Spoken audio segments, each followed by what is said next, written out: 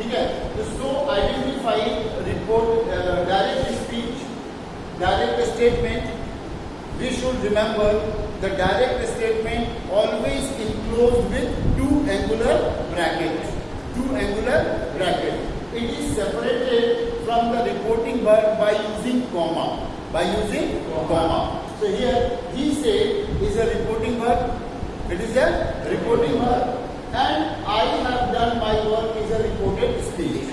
So while changing, we should not have to change anything in he said. We should not change anything into he said because reporting verb never change. But if the statement, ये जो statement है, reported speech को कहते हैं statement. Statement किस tense में है, इसी के हिसाब से यहाँ पे रिपोर्टिंग वर्ब बदलता है।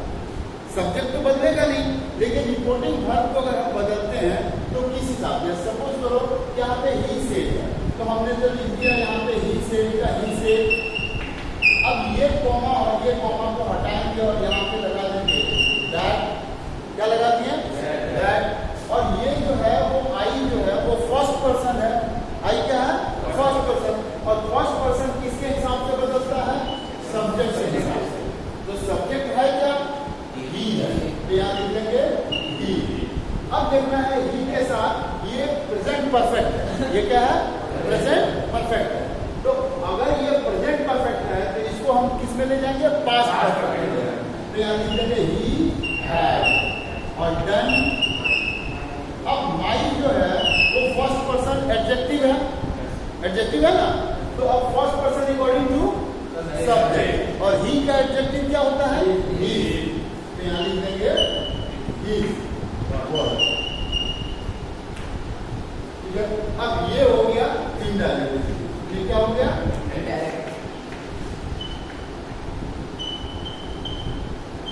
Indirect speech. These are the certain rules that we need to learn here. That how to change these figures like changing of tense, changing of person, and changing of other keyword. By using this example, we came to know here that which is called reported speech and which one is called reporting verb. Is it clear? Reporting verb and reported speech.